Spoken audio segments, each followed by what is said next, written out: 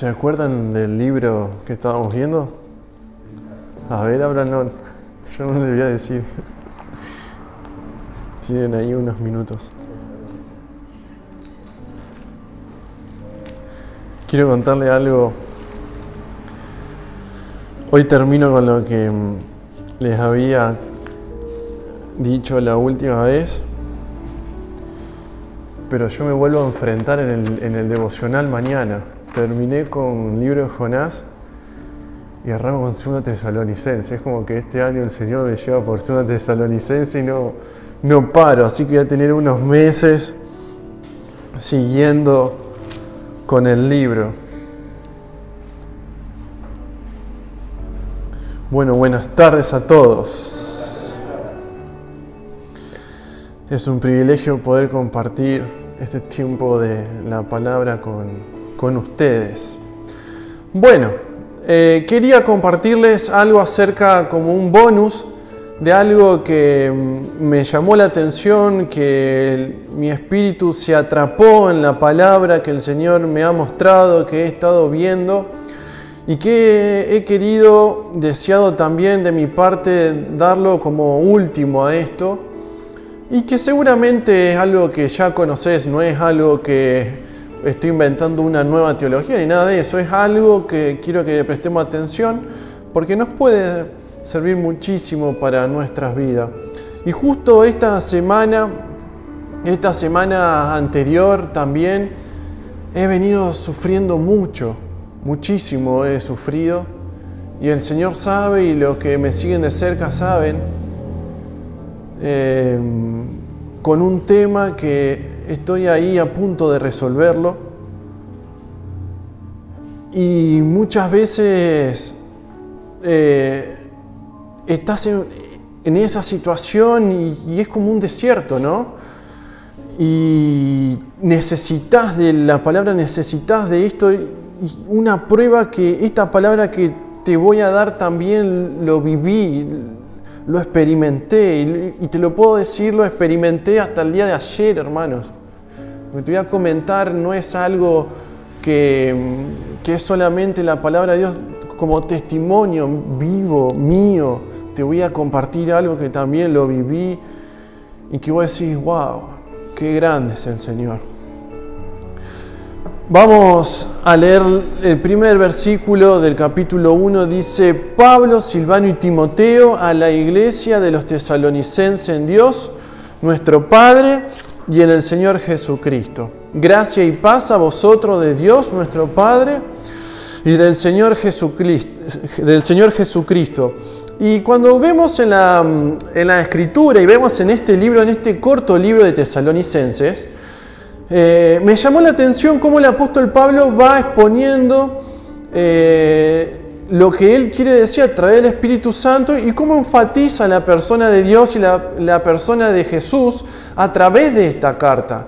Y vamos a ver que si vos lo lees de pasada, vos decir, esto pasa desapercibido, esto es mínimo, esto no te das cuenta, pero yo quiero contarte esto que el Señor puso, me parece muy interesante. Y lo que te voy a comentar es, obviamente, para vos que sos hijo de Dios, para vos que podés disfrutar de la relación con Dios como Padre, ¿no? Y el apóstol Pablo empieza escribiendo esta carta poniendo al destinatario a la iglesia de los tesalonicenses, y algo que me llama la atención y que lo he compartido en las reuniones, en las primeras reuniones del año, es que dice a la iglesia de los tesalonicenses en Dios y nuestro Padre y en el Señor Jesucristo. Y algo que me llama la atención mucho más abajo, versículo más abajo, es que habla en el versículo 4, tanto que nosotros mismos nos gloriamos de vosotros en las iglesias de Dios. ¿Sí? Por lo tanto, este mensaje, esta porción de la palabra, esto que voy a compartirte, es exclusivo para la iglesia que está en Dios y que es de Dios. Y vos me decís, ¿habrá iglesias que no son de Dios y que no están en Dios? Y claro que sí. De hecho, hay muchísimos templos en la ciudad, alrededores de la ciudad en Argentina, que no pertenecen a Dios. Hoy mi idea no es excluir y decir quién es de Dios y quién no es de Dios. Me voy a enfocar sabiendo que esta iglesia en la cual vos estás asistiendo es una iglesia que está en nuestro Padre y en el Señor Jesucristo y que es una iglesia de Dios. ¿Sí?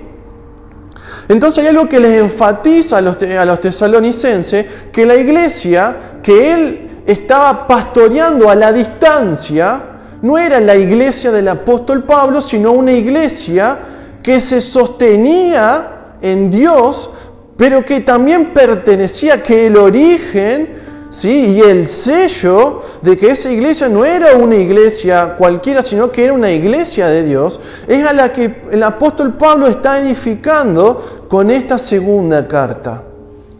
Ellos, por lo tanto, eran una iglesia que se nutrían en Dios, que estaban conectados a la paternidad de Dios. Y a veces nos podemos olvidar de la paternidad de Dios en la semana. Y me acuerdo cuando comentaba en las primeras reuniones de este año y hablábamos algunas características, te las resumo, así nomás no, pero de pasada. Tenemos que disfrutar de la paternidad de Dios, más cuando estamos en tribulación, en persecución, cuando nuestra fe, nuestra vida está siendo movida por las pruebas de la vida. Yo creo que ir bajo los cuidados de nuestro Padre siempre nos va a fortalecer, nos va a ayudar. Y cuando vos ves Jeremías 3:19 vas a ver cómo nuestro Dios nos elige, nos predestina desde muchísimo tiempo antes y cómo Él desea en aquellos que Él toma y los pone como hijos, ser un padre, en Jeremías 3:19. Él también se aparece en nosotros, en nuestra vida.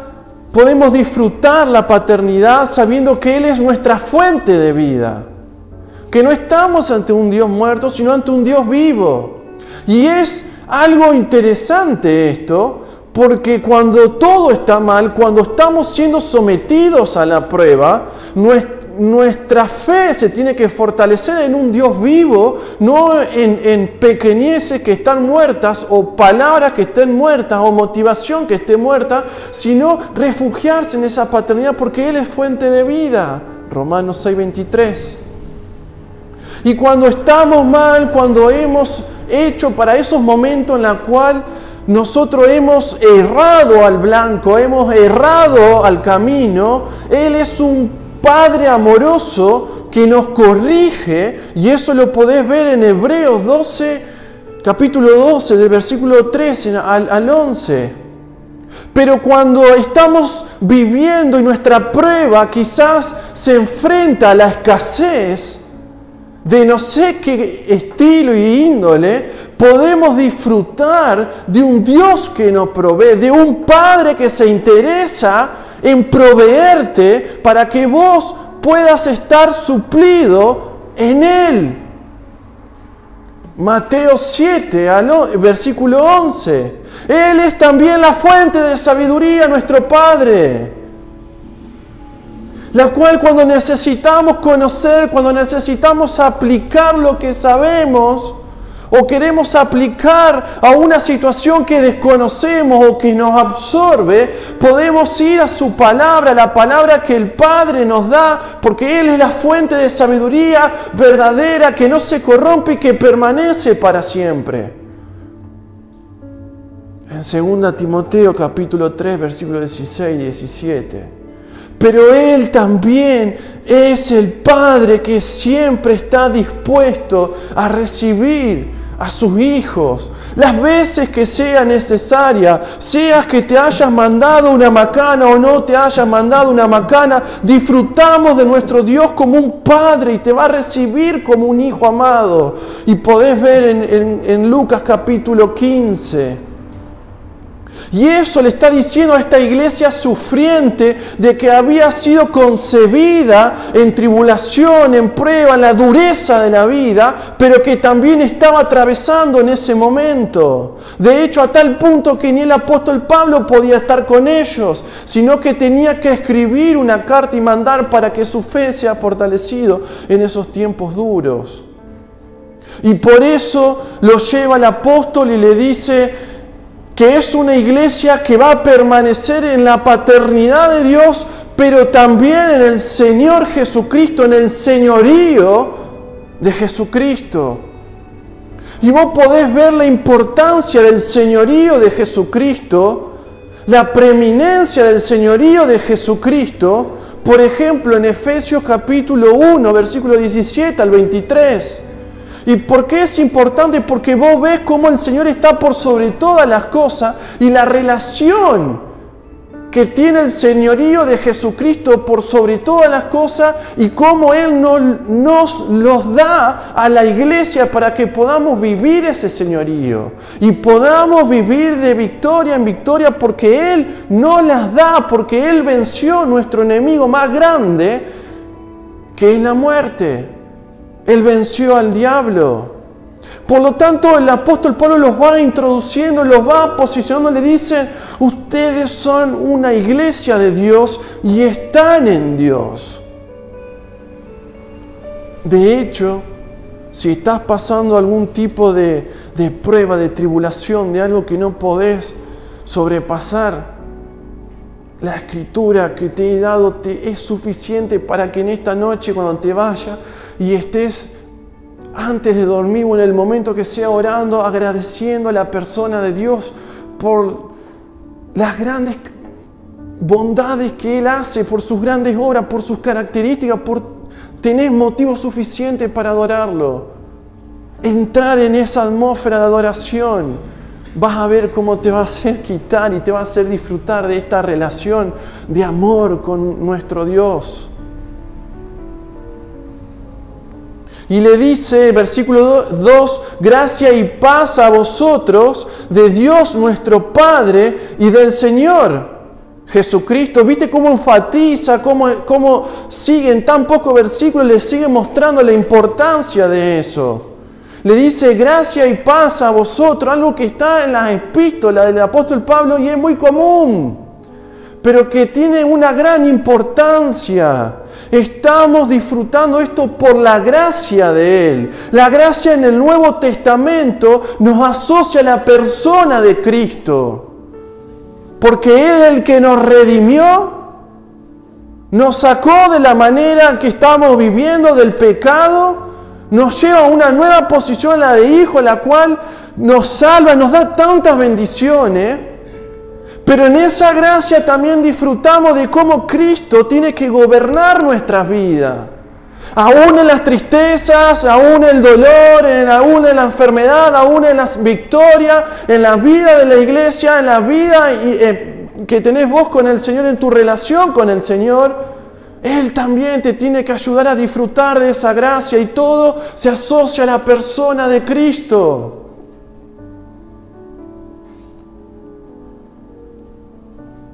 La gracia en el Nuevo Testamento es porque se asocia a Cristo que nos redime, que nos gobierna, que nos da consejo y nos da buena esperanza, dice en la carta de los tesalonicenses.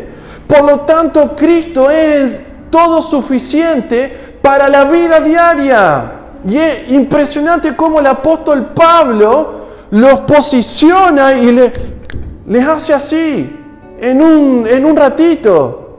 Y cuando aprendemos a disfrutar esto, mi querido hermano, inminentemente o inmediatamente viene algo que es la paz, es la sensación de equilibrio, de saber que estamos bien con el Señor, nos pone en una perspectiva, nos enfoca, nos ayuda a disfrutar de esto que afuera no se puede conseguir y que si el Señor no es Señor de tu vida, por venir a la iglesia no lo podés obtener a esto.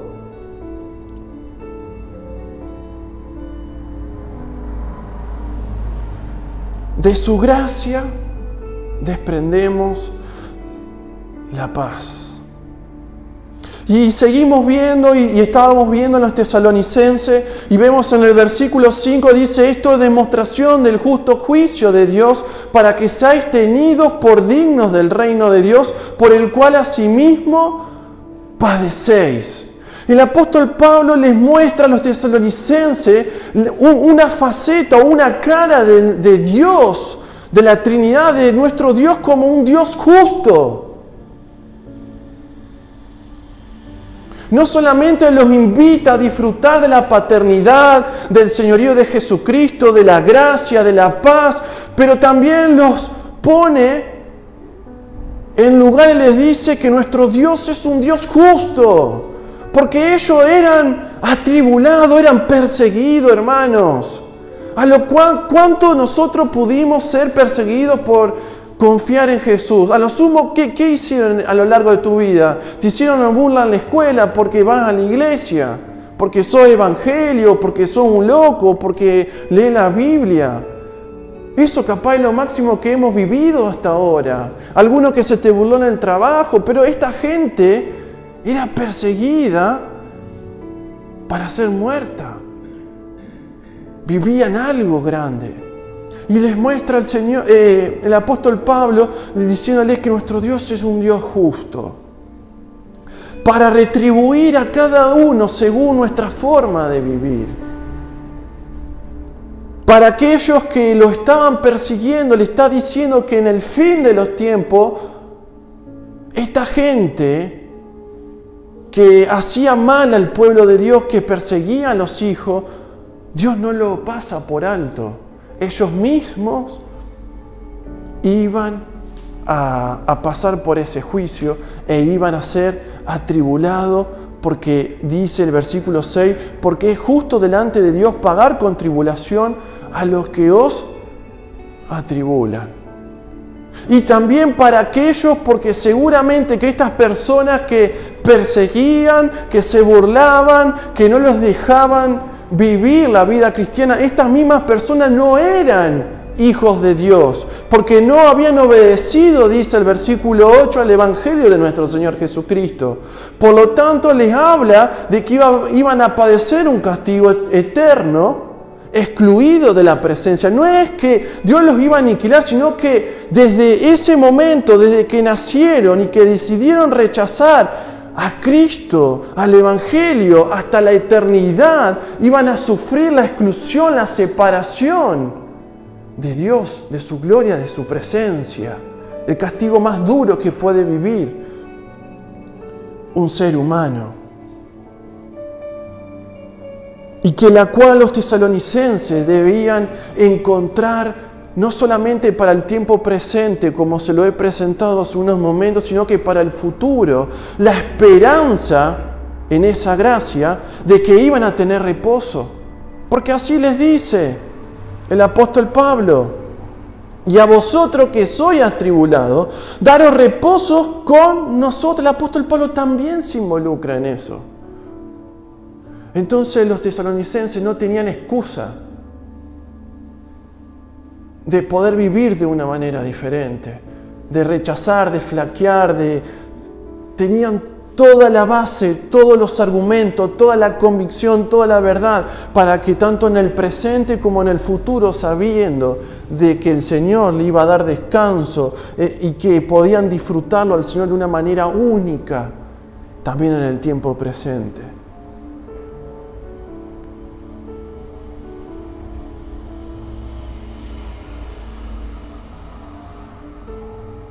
Dice versículo 12 del capítulo 1, para que el nombre de nuestro Señor Jesucristo sea glorificado en vosotros y vosotros en Él, por la gracia de nuestro Dios y del Señor Jesucristo.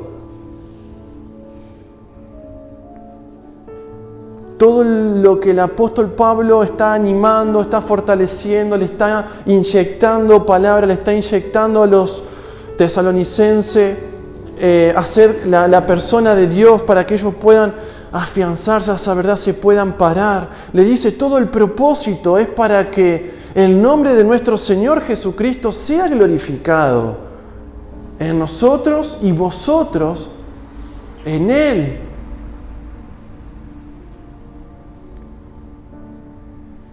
¿Cuál es el fin? Según lo que escribe Pablo, nuestro fin, hermano, como iglesia, como cristiano, como hijo de Dios, es poder alcanzar la gloria de nuestro Señor Jesucristo. ¿Qué es eso? ¿En qué consiste? En que su gloria consiste en que Él, como el Hijo de Dios, posee la vida y la naturaleza del Padre para expresar. Y obtener su gloria es estar en esa misma posición que el Hijo para expresar al Padre. Vamos a Juan.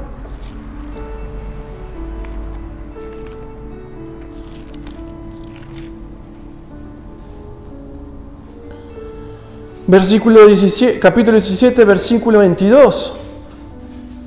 Y la gloria que me diste, yo le he dado para que sean uno, y así como nosotros somos uno. El propósito por lo que estamos acá es para poder disfrutar de la presencia de Dios en nuestras vidas, poseer la vida de Dios, disfrutar la presencia del Espíritu Santo en nuestra vida y también poder impartir esto a otros con el mensaje de salvación, con el Evangelio de esperanza, con el Evangelio de paz, a otros que todavía no disfrutaron.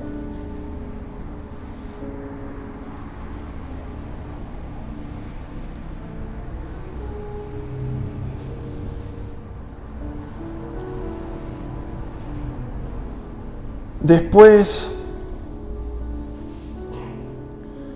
vamos a ver en el capítulo 2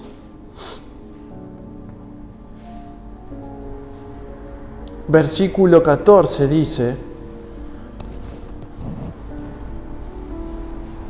fíjate cómo dice, el cual os llamó mediante nuestro Evangelio para alcanzar la gloria de nuestro Señor Jesucristo.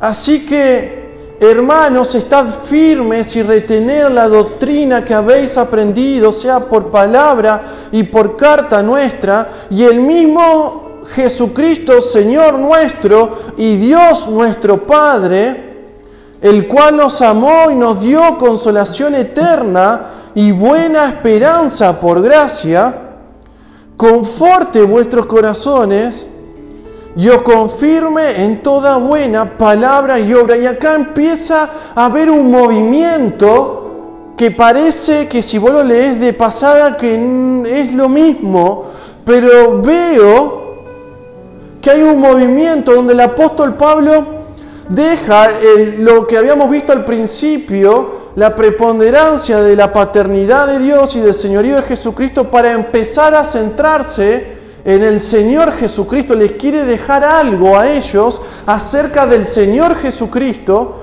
para que ellos puedan disfrutar a Dios plenamente. ¿Y qué dice? Y el mismo Señor Jesucristo, ¿no? Y Dios nuestro Padre, ambos trabajan juntos. ¿Qué dice ahí? Dice que nos amó, también dice que nos dio consolación eterna y buena esperanza por gracia. Nuestro Dios es todo suficiente, hermano, para cualquier tipo de situación en la que vivamos. Podemos refugiarnos en su amor, podemos disfrutar de que Él, a través de su Espíritu Santo, pueda consolar nuestros corazones ahora, pero habla de una consolación eterna que allí afuera la gente no lo puede conseguir, que es algo que disfrutamos aquellos que somos hijos. Y dice, y de buena esperanza por gracia. Qué bueno, hermanos, que podemos disfrutar de un Dios no solamente circunstancial, sino que también, y a pesar de las pruebas, podemos disfrutar en el presente, en el pasado y en el futuro. Nuestro Dios no cambia, está siempre. Él es el único que va a confortar nuestros corazones, es el único que puede confirmar todas nuestras obras para que sean buenas y también nuestra palabra. Él es el único. Por lo tanto, la importancia de poder tener su verdad y que ésta pueda morar en nuestros corazones siempre, a pesar de las situaciones. De hecho, en el capítulo 2, como habíamos visto, los tesalonicenses habían infringido en una mala lectura de las enseñanzas de Pablo por diferentes cuestiones. Y el apóstol Pablo los ubica y los lleva de nuevo a disfrutar del señorío de Jesucristo y de Dios como Padre. Y les vuelve a enfatizar el amor y la consolación eterna y la buena esperanza que tenemos. Hermanos, disfrutamos de un Dios completo que puede confortar nuestros corazones, todo nuestro ser, hermanos.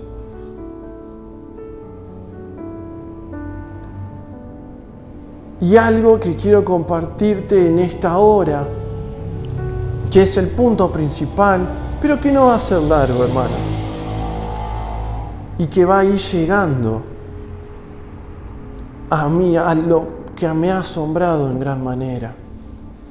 Vamos a leer el capítulo 3, dice que nuestro Dios, nuestro Señor Jesús, que es fiel. El rasgo distintivo que disfrutamos nosotros como hijos, que podemos disfrutar de su amor, de su consolación eterna, de la buena esperanza, que podemos disfrutar de su palabra, podemos disfrutar de su justicia, podemos disfrutar de su gracia, podemos disfrutar de su paz, podemos disfrutar de la paternidad de nuestro Dios, podemos disfrutar de nuestro Señor, es porque nuestro Dios es fiel, no cambia. Por eso tiene una actualidad increíble, grande la palabra. El rasgo distintivo en la cual nosotros, cuando vayamos a orar, cuando estemos atravesando nuestros días más oscuros, nuestros días grises, nuestros días más coloridos, es saber siempre que nuestro Dios es un Dios fiel. Que Él siempre estará, que Él ha prometido estar con nosotros hasta el fin del mundo y Él no va a cambiar. Él no va a hacer perderte tu estatus, tu posición de hijo.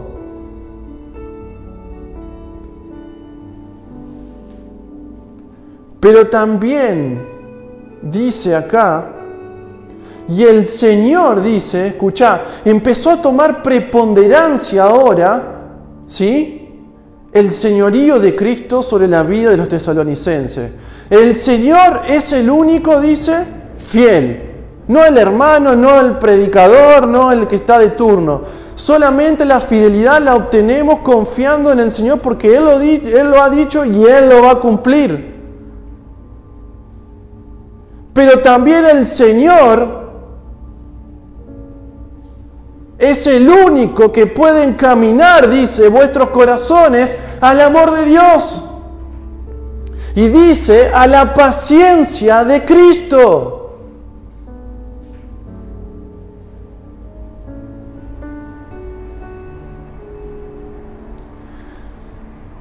Y el Señor encamine vuestros corazones al amor de Dios. En 1 Tesalonicenses, en las primeras reuniones, les había comentado cómo tiene una importancia el amor de Dios en nuestra vida. Vivirlo, compartirlo, disfrutarlo.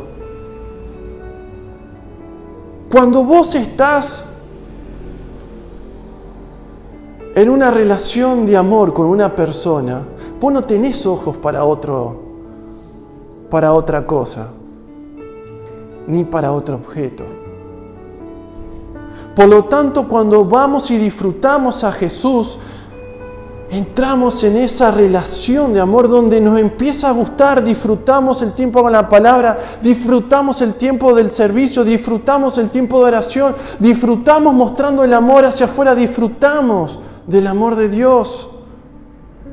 Pero Él es el que nos puede encaminar, a Él tenemos que pedirle que encamine cada día.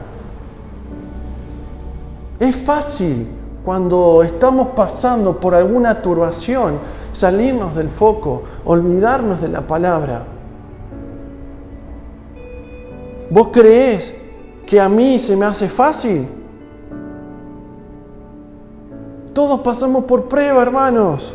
Pero cuando nos enfocamos en la relación de amor y disfrutamos, dice en Tesalonicenses, en 1 Tesalonicenses, que él deseaba, el apóstol Pablo, que ese amor abunde en ellos porque los iba a preparar en santidad. Y una persona cuando está en santidad con Dios, significa que está dedicada, no le importa nada afuera, le importa agradar a Dios.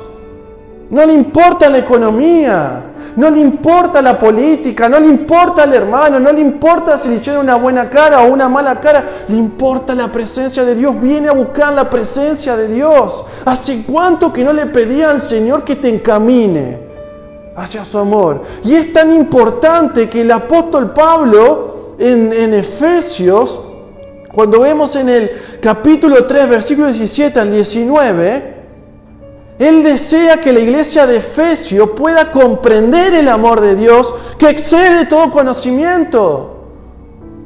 Podés tener todo el conocimiento del mundo, toda la teología, podés saber en hebreo, en todos los idiomas, hermano. Pero tenemos que pedir que cuando estemos en prueba o cuando querramos tirar la toalla o estemos firmes, que siempre el Señor nos encamine al amor de Dios. Cuando vamos a Romanos capítulo 8, ¿no dice que pueden venir un montón de cosas, pero nada nos va a separar del amor de Dios? Porque nuestro Dios es fiel. ¿Hace cuánto que no disfrutás de un tiempo con el Señor así? De ese amor tan intenso que te impulsa, como una base que te impulsa. Es un fruto del Espíritu, por eso tenemos que pedírselo al Señor. No lo podemos conseguir a esto. Encamine vuestros corazones al amor de Dios y a la paciencia de Cristo. También nos va a llevar la paciencia de Cristo a conseguir otros frutos espirituales. ¿Por qué a la paciencia de Cristo? Porque estamos en un mundo, hermanos, donde podemos estar acá y decir, sí, voy a disfrutar del amor de Dios, voy a disfrutar de la persona de Cristo, voy a disfrutar de todo, sí. Pero estamos inmersos, hermanos, en la era de la ansiedad, donde todo es ya, donde queremos que todo sea a nuestra voluntad y no a la de Dios. Y el apóstol Pablo no le estaba diciendo de que no se le iban a ir las pruebas. Le estaba diciendo que él deseaba que el Señor los encamine al amor de Dios y a la paciencia de Cristo. Mirá la cruz. Fíjate todo lo que tuvo que hacer Cristo. Dejar su gloria, venir como un humano, como éramos nosotros, vivir toda una vida. Y pasar por la cruz y ver la humillación de la cruz para después estar glorificado. ¿Cuánto tuvo que hacer? Y nosotros a veces le exigimos a Dios que sea ya. Y no es ya. Y el apóstol Pablo sabía que ellos debían no procurar la solución del problema, sino que el Señor los ayude a tener esa paciencia que Cristo también tuvo. Y enfócate siempre en el tiempo de la cruz. El apóstol Pedro, en 1 Pedro, capítulo 4,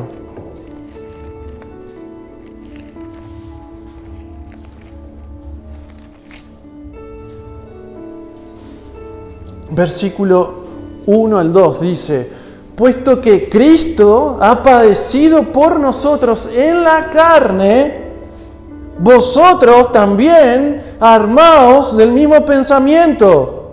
Pues quien ha padecido en la carne terminó con el pecado para no vivir el tiempo que resta en la carne conforme a las concupiscencias, conforme a la ansiedad, conforme al estrés, conforme a la preocupación, conforme a lo que le quieras poner.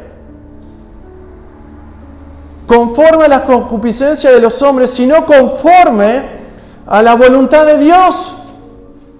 Armarte del pensamiento que cuando estés en prueba de que vamos a sufrir. El apóstol Pedro lo dijo. El apóstol Pablo se lo desea a los tesalonicenses. Y cuánta diferencia hay en el mensaje que hay acá dándose ahora y en otros lados cuando te dicen que puede haber ausencia de problemas. A mí me preguntaron, muchos pacientes me preguntaron en el trabajo, ¿hay alguna manera de no sufrir? Es algo inevitable, hermano. Todo lo que te vendan allá son fórmulas baratas. Tenemos que perseverar en la paciencia de Cristo. Y dice también en el capítulo 3, pero os ordenamos, hermanos, en el nombre de nuestro Señor Jesucristo. Lo ve al Señor Jesucristo con autoridad, el apóstol Pablo. Les inculca, les muestra que nuestro Señor Jesucristo tiene autoridad. Autoridad para cambiar las cosas que estén mal, para seguir trabajando en todo. Porque leímos en 1 Pedro, ¿qué leímos? Que tenemos que armarnos de ese pensamiento de sufrimiento. Porque Él padeció en la cruz, Él ha vencido el pecado, Él ha vencido la muerte. ¿Sí?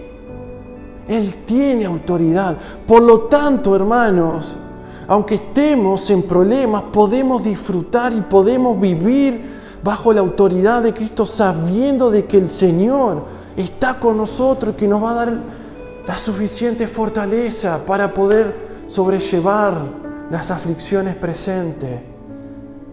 Tenemos un Dios de autoridad que ha vencido lo principal. Vamos a 1 Corintios, capítulo 15.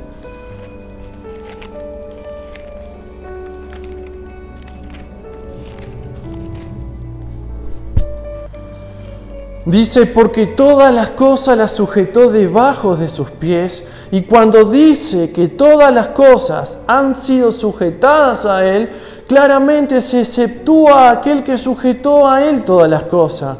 Pero luego que todas las cosas estén sujetas, entonces también el Hijo mismo se sujetará al que le sujetó a Él todas las cosas, para que Dios sea todo en todos. Es un trabalengua, léelo después tranquilo en tu casa. Pero nuestro Señor tiene autoridad por sobre todas las cosas. También podés leerlo en Efesios. Por lo tanto, podemos creer que esta palabra, podemos creer en la Escritura, podemos ampararnos en que nuestro Dios es un Dios con autoridad por sobre todas las cosas, el Señor Jesús. Estamos ante un Señor no débil, no enfermo, no crucificado, sino que ha vencido la muerte. En el capítulo 15 de Corintios dice que debemos dar las gracias a Dios que nos da la victoria constantemente. No sé cómo, yo no te voy a decir cómo, pero Él se encarga de darte la victoria, de que vos puedas permanecer a pesar de las situaciones.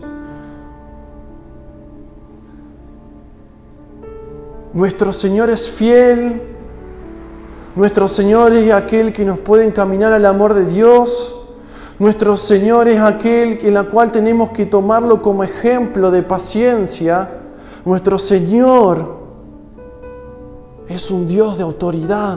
Todo está bajo Él. Si hay algo que vos lo buscás por fuera del Señor, estás diciendo que el Señor en ese aspecto no tiene autoridad. Y todo esto yo veo que queda condensado en una frase importante, que es la que me gustaría que te lleves hoy en tu corazón.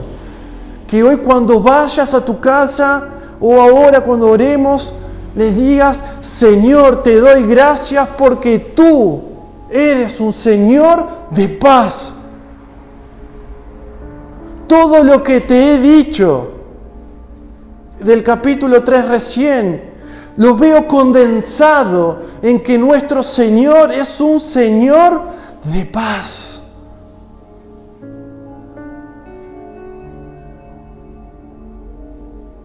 Dice: y el mismo Señor de paz os dé siempre paz en toda manera. Y el Señor sea con todos vosotros. El apóstol Pablo le dice a los tesalonicenses que sea con todos el Señor, que sea Señor de todos los que están ahí. Pero termina el apóstol Pablo diciendo: y el mismo Señor de paz, ese Señor que es fiel, ese Señor que te puede encaminar al amor de Dios, ese Señor que te deja como ejemplo la paciencia de Cristo, ese Señor que tiene autoridad, ese es un Señor de paz. Fíjate cómo no terminó con la paternidad. El apóstol Pablo fue así. Fue con los dos, con la paternidad de Dios y el señorío de Jesucristo. Empieza, lo da vuelta y termina enfatizando la importancia de vivir el señorío de Jesucristo como un Señor de paz.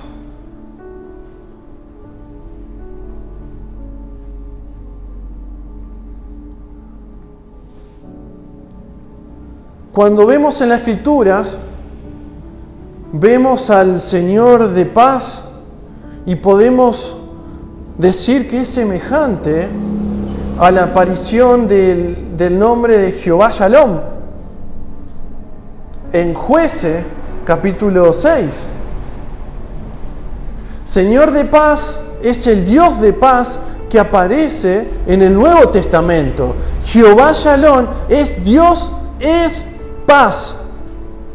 Es el mismo, pero lo que le quiere mostrar el apóstol Pablo, que es diferente la manera de mostrarse Dios en este tiempo, para la iglesia y para nuestro tiempo.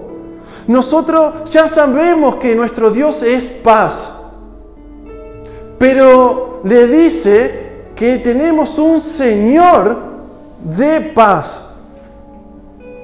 De hecho, vas a ver en Gedeón, ahí en Jueces, que Gedeón no lo está disfrutando al Señor como un Señor de paz. Lo vas a ver con miedo, lo vas a ver siempre a Gedeón como buscándole alguna señal para alguna confirmación de algo que está haciendo, de algo que Dios le ha mandado hacer. Lo ves inseguro. Él sabe que Jehová es paz, pero no lo puede vivir como si nosotros lo podemos vivir como al Señor de paz. De hecho, en el Nuevo Testamento no vamos a ver por ahí en la Reina Valera que dice Jehová Shalom, pero vas a ver que aparece la expresión de Dios de paz. Y cuando te fijas en la Escritura, el Dios de paz, vas a ver que es un Dios de paz. En 1 Corintios 14:33, diferenciando de que no es un Dios de confusión. No es un Dios de turbación. Nuestro Señor de paz es de orden, es de paz, es de tranquilidad, hermanos. De estar seguro, no como Gedeón, viéndolo como una expresión lejana, sino cerca tuyo.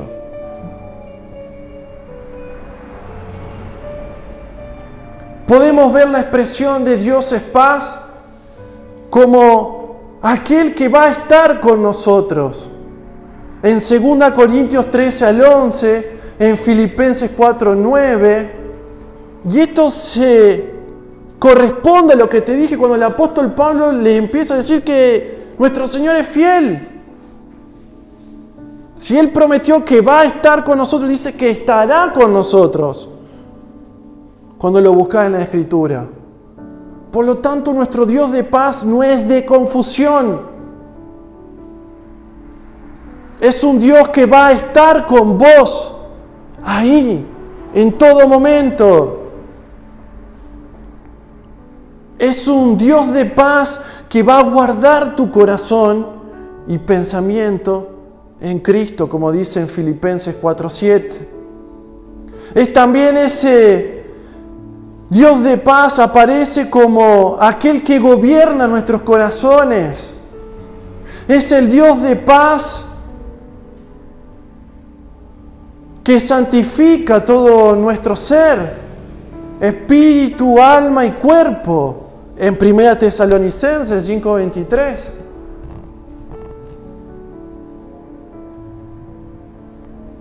Es un Dios completo. La referencia, cuando habla de guardar el corazón y pensamiento en Cristo, en Filipenses 4:7, es un Dios que está custodiando tu paz. De esa paz que Él da, ¿no? No de la paz que, viste que hoy está muy de moda conseguir tu propia paz, muchas cosas de energía y cosas. No, de la paz que da Él, ¿eh? Estoy hablando yo. Él se encarga de eso, por lo tanto no estás solo, no estamos solos. Aunque te sientas solo, tenés que ir en oración y agradecer que tu Señor es un Señor de paz y no estás solo.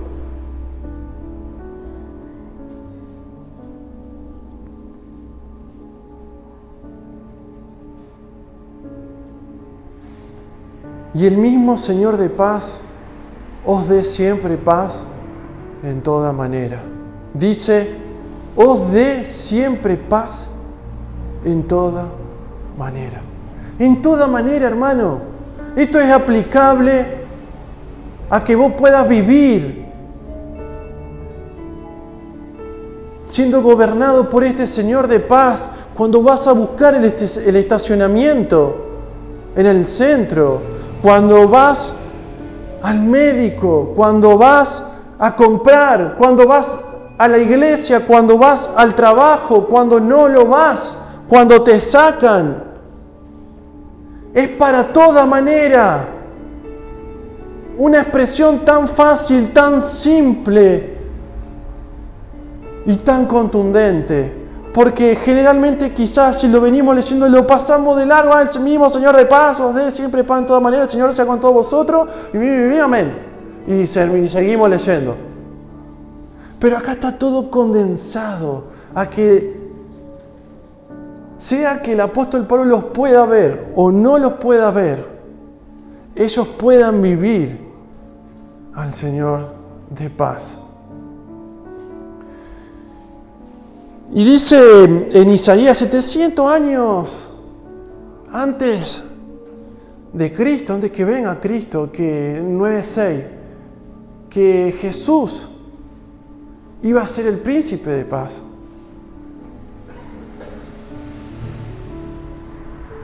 Y todos sabemos que el príncipe es el hijo del rey.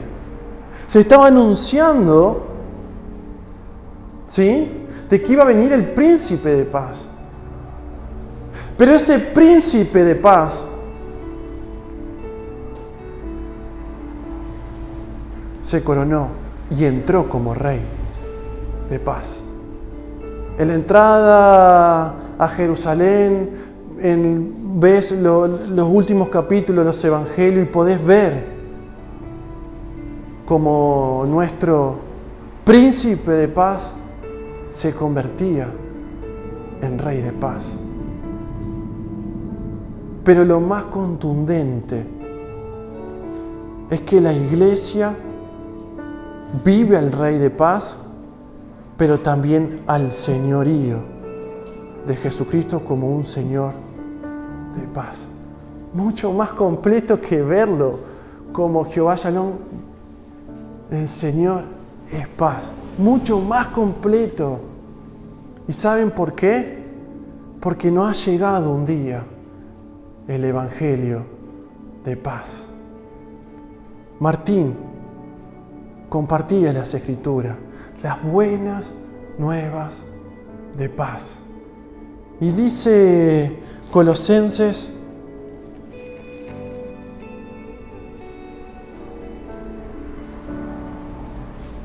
dice, y por medio de él reconciliar consigo todas las cosas, así las que están en la tierra como las que están en los cielos, haciendo la paz mediante la sangre de su cruz. Y vosotros también, que erais en otro tiempo extraños y enemigos en vuestra mente, haciendo malas obras, ahora reconciliados. ¿Sabéis por qué la iglesia puede decir que disfruta del señorío de Cristo como un Señor de paz? Porque nosotros, antiguamente, antes que llegue esta buena noticia de que el príncipe de paz anunciado iba a ser rey, que iba a ser señor de nuestra vida, nosotros antes vivíamos nuestra vida siendo enemigos, pecando, alejándonos de Dios. Y gracias al cielo, a Dios que lo envió, a todo lo... Si la presencia de Dios desde la eternidad no hubiera diseñado en su corazón salvar a nosotros, hubiéramos estado buscando todavía pequeños placebos para quitar algo que no podemos quitar y de que estábamos siendo enemigos y extraños por nuestra forma de vivir, pecaminosa, alejada. Pero la buena noticia de paz es que ese príncipe vino para reconciliarnos mediante la obra en la cruz. Y no solamente eso, sino que Él también resucitó. Y ahí dice que por su sangre pudo hacer la paz. No por algo que nosotros podamos hacer, sino porque Él hizo todo lo que nosotros no podíamos hacer. Y hoy puedo decir, soy hijo, disfruto de la paz con Dios, que es la paz superior que puede tener todo ser vivo, estar en paz con Dios. ¿Viste cuando tenés una deuda que no podés pagar? Porque te metiste en una deuda y te aprieta y te aprieta y te aprieta y te aprieta y vos sabés que te levantás y tenés que pagar una deuda. Bueno, algo más grande de lo que se experimenta en lo espiritual, en aquellos que no se reconciliaron con Cristo, que no aceptaron el Evangelio de la paz. El Señor puede quitar tu mala manera de vivir, dejar de verte como un extraño, como un enemigo para ser hijo de Dios, porque Cristo hizo la paz mediante la sangre de su cruz y dice que Él resucitó. Por eso podemos disfrutarlo, no solamente con una paz, hermano, de estar con Dios, sino para toda situación. Dice, Jesús mismo lo dijo, la paz os dejo, mi paz os doy, y esta paz no es como la que el mundo da. Una paz más completa, más inclusiva, pero por sobre todo más importante, porque puede establecer la paz con el Dios de los cielos si nunca experimentaste la verdadera paz. Que el Señor pueda bendecirte tiempo la palabra, que podamos ir a nuestra casa agradeciendo y diciendo, gracias Señor, porque tú eres un Señor de paz para todas las maneras, todas las formas y todas las situaciones. Que Dios bendiga su palabra.